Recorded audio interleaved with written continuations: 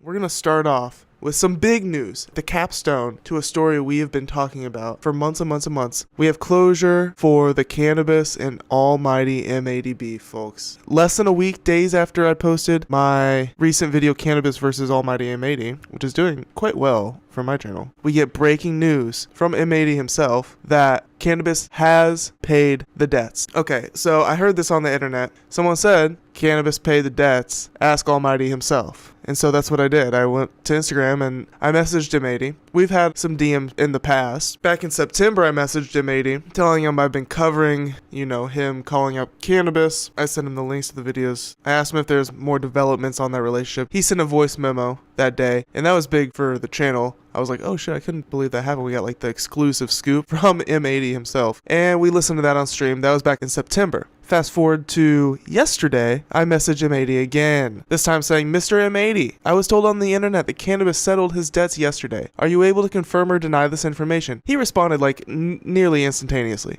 but I haven't opened this until just now because I save it all for you guys. I save it all for the stream. What he responded with was confirmed 2 days ago. So he has confirmed that Canibus did settle his debts. And not only did he say that, he sent me 6 voice memos that I have not listened to yet. Nearly 5 minutes worth of voice memos about the situation from M80 himself directly to Quarter Day Recordings. And this is why you tune in, okay? Because we get the exclusive scoops here. So what we're going to do right now is listen to these bitches. These bitches as in like these voice memos. To elaborate, the money he owes to Art Geschwind has been paid in full. The money he owes to Levi Popke has been paid in full. The other person he owes is Ross May, and Ross said that he talked with Canibus and that Canibus was still willing to do the album with him, so he didn't need his refund, whatever. So I hope that album still happens, but the people who I was making the money back for were Art and Levi, and as of 2 days ago, they have been paid in full. Art and Levi were paid in full. Ross May from Bars and Guitars does not need his money, apparently. He's letting Canibus slide on that, and apparently they're still going to make the music. And as of this morning or late last night, Art signed off on Canibus's release, so he is contractually free to release music anytime he wants moving forward. Okay. At this point, I'm still wondering, what about the Almighty Era album? Is that still coming? Has that been kiboshed now that Canibus is good?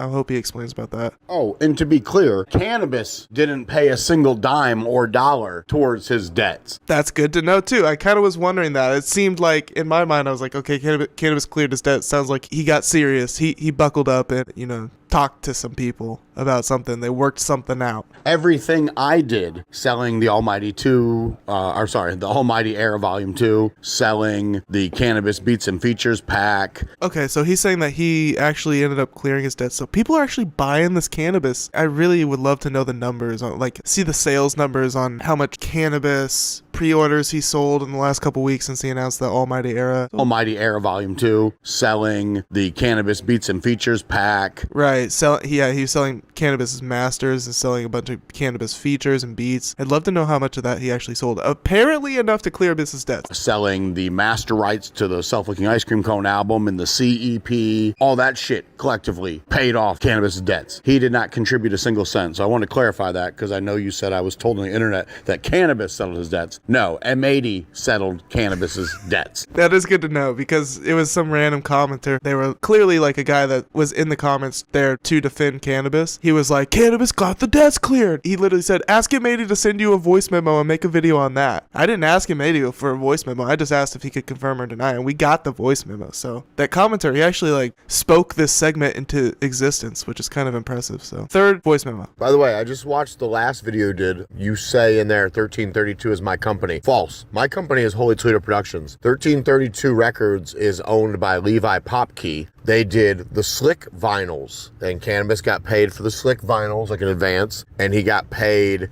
to promote the Slick vinyls. And after making one social media post, or whoever the fuck does the social media, he's like, I don't want to do this anymore. I'm gonna give the money back. And then of course never did. And without the social media post, the records can't sell. But no, I do not own 1332 Records. Okay. I do a lot of records with them. I think they're fucking great. But no, I own Holy Toledo Productions, not 1332. Gotcha. Not sure what led me to believe that you own 1332. I guess that's where I was seeing the Rakim album and the Canibus. So he works with 1332 Records. Okay, that's good to know. Thank you for clearing that up. Now I know. Fourth voice memo. Let's take a listen. And in the dark band, his name is Arthur Geschwind. He owns Q&A Logistics. Art is the one that has Canibus under the exclusive recording contract that's for the Canibus Chino album. So the whole story with Art is, Canibus agreed if he got paid 100% up front, he would turn in the vocal references in like 2 weeks. He's like, I'm gonna take off work the whole 9. Right. That didn't happen. Canibus lied to Art literally like 15 to 18 times. Like, I'm gonna get them all done this week. I'm gonna do 1 a week, like blah, blah. Right, just kicking the can down the road. After, I think, the first 2 songs, maybe 3 tops, and Chino was just eating fucking Canibus alive. Like, that's when Canibus stopped turning the shit in. Yeah, I'm just gonna keep watching these videos and answering anything false you're saying so you can clear it up, I guess, whatever your next video is. Hell yeah, dude. I really appreciate that. We're getting the full details, the full scope, full explanation from M80 himself. I'm out here just trying to piece this shit together through the internet, doing my best out here. So this is fantastic. Let's see what else. This is what, the fucking 5th voice memo? Okay, so I'm just commenting as I keep watching the second video. Canibus is saying that Iron Sheik invited him to an album release party last year, and I wrote in the comments, I'm like, that doesn't even make sense. The album comes out April this year. Canibus was like, I didn't go to the party, and then they killed Holocaust. The party hasn't happened yet. If it happens, it's going to be in April or... Dude, either Canibus is like mistaken, there's like a misunderstanding going on, or Canibus is... He might actually be making stuff up in his head. Once again, I've heard that Canibus has some sort of schizophrenia. The symptoms of schizophrenia, hallucinations. Who the fuck knows what's going on there, man? It is funny, though. It is funny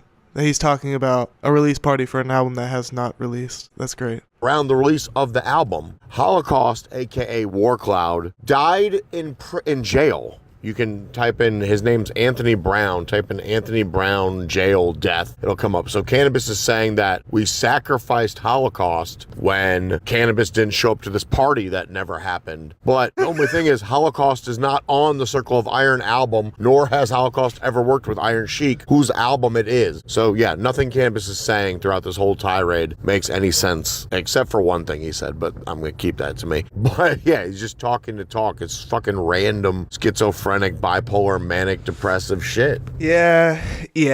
And when it comes to the mental health issues, I'm not gonna rag on someone too hard. I mean, he should be getting the proper medical treatment for those mental health issues. But if he's able to hold a fucking HVAC job, he's fine enough to hold a full-time job, apparently. I'm curious if he's still working as an HVAC tech. Is he doing the 9 to 5 grind still? Is Canibus got to wake up for work tomorrow morning? He could be rapping. There is a reality where Canibus, he was blackballed from the industry for 20 plus years, whatever. But fast forward to 2020, there could have been a reality where Canibus had a real second wind. And it seems like this was the path for that, working with, releasing the Chino XL album, working with Almighty M80, keeping his business connections tight, following through, making music. He could work as an HVAC tech through all of that if he really wanted to, but nah, it's just a case of the mentals, dude. All right, we got one more voice memo. I really appreciate M80 watching my Canibus videos. I didn't expect this. By the way, M80 gave me a fucking follow on Instagram today. So shout out Almighty M80 for that follow. I really appreciate that, for supporting the channel here. By the way, you can research this yourself for your, I'm sure, whatever the final video is. Canibus previously stole over $40,000 from his own fans by doing a pre-order for an album called Rip the Jacker to Infinity. It was supposed to be released on like 2 DVDs of 10,000 bars of rhymes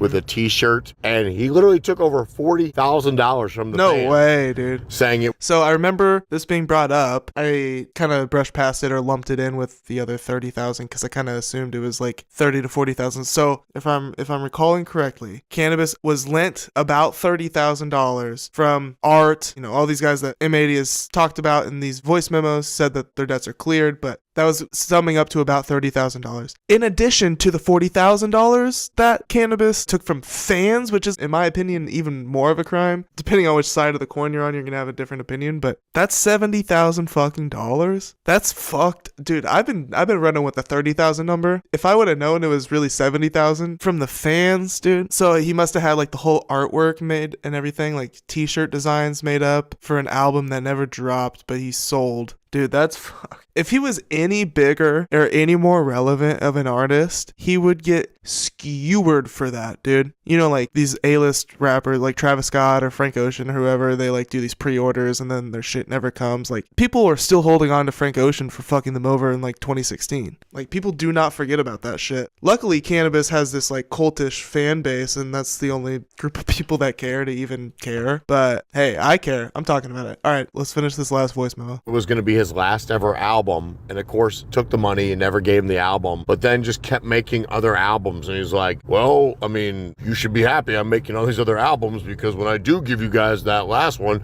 it's truly my last one. And convinced all the fans that like, oh yeah, I guess he's right, like we should be grateful we're getting all this other music. And then like maybe one day, dude, that was like literally like fucking at least 12 years ago. And they're still like, I hope one day we get the album. It's never happening. That is nuts. The more I learn about Canibus and what he's done in the past, and this is the funny thing, the fans are going to be like, bro, you didn't even know the story about him scamming us out of $40,000? How the fuck can you even talk about this? You didn't even know about that? There's no space, there's no room for anybody to learn new information anymore if you want to be a hip-hop fan. Apparently. No, this is nuts. They should be happy that I hadn't heard about this until now. Jesus Christ. Yeah, there were points where in the making of these videos I was kind of feeling like bad for going after Canibus in the way that I have, but at the end of the road here, after learning all these stories, one, I am glad that it has ended happily with the debts being satisfied, but I do not feel bad for making these videos after all. Let's wipe our hands of that. Hopefully this is our last Canibus segment. I don't need to talk about this man anymore. I have a feeling it won't be.